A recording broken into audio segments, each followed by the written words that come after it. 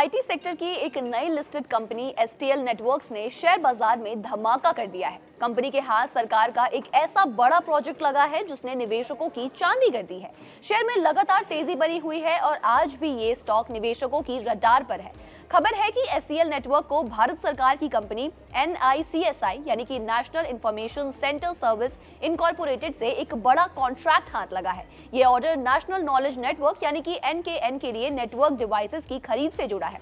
ये प्रोजेक्ट भारत की digital connectivity और सरकारी नेटवर्क को मजबूत करने में एक गेम चेंजर साबित हो सकता है। कंपनी ने 3 फरवरी को बताया था कि इस ऑर्डर में उसने सबसे कम बोली लगाई है और अब कंपनी को लेटर ऑफ इंटेंट मिल गया है। पहले ये 175 करोड़ रुपए का बताया गया था, लेकिन टैक्स मिलाकर अब 206.49 करोड़ रुपए का हो गया है।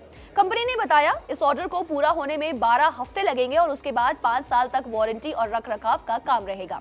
एसटीएल नेटवर्क के सेक्रेटरी ने बताया कि ये कंपनी के लिए एक महत्वपूर्ण उपलब्धि है जो राष्ट्रीय स्तर के इंफ्रास्ट्रक्चर प्रोजेक्ट में क्षमता को दर्शाता है। कंपनी ने क्लियर किया है कि ये ऑर्डर उसके नॉर्मल बिजनेस कोर्स में मिला है और इसमें कोई भी इंटरनल ऑर्डर शामिल नहीं है। साथ ही प्रमोटर ग्रुप या ग्रुप कंपनियों का इन ऑर्डर से कोई भी लेना देना नहीं है, इसलिए ये रिलेटेड पार्टी ट्रांजैक्शंस के दायरे में नहीं आते। शेयर की बात करें तो कल शेयर 3% से ज्यादा की तेजी के साथ 23.24 पर क्लोज हुआ था। आज यानी कि 11 फरवरी को स्टॉक में 3% तक की गिरावट थी और ये 22.65 रुपए पर ट्रेड करता नजर आया। पिछले महज 5 ट्रेडिंग सेशन में ये स्टॉक 7.50% से ज्यादा भाग चुका है। कंपनी का मार्केट कैप करीब 1.15 थाउजेंड करोड़ रुपए है। इतनी जल्दी सरकारी प्रोजेक्ट हासिल करना कंपनी की मैनेजमेंट और तो और उसकी क्षमता पर निवेशकों के भरोसे को दर्शाता है।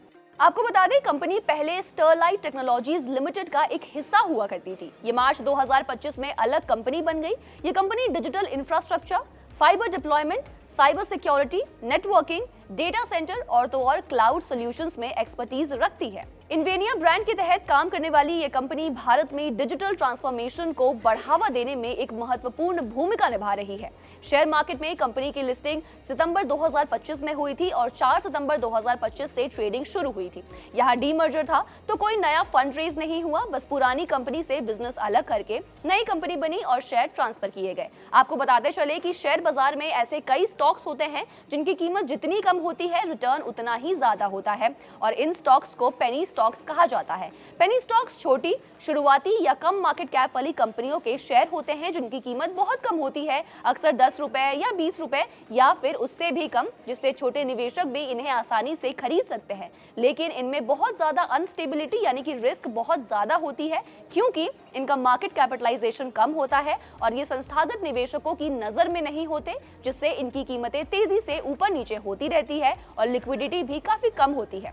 अक्सर एक्सपर्ट्स इसे सलाह देते हैं कि पेनी स्टॉक्स में निवेश करने से पहले कंपनी की अच्छी तरह रिसर्च करें और अपने पोर्टफोलियो का केवल एक छोटा हिस्सा ही इन स्टॉक्स में लगाएं।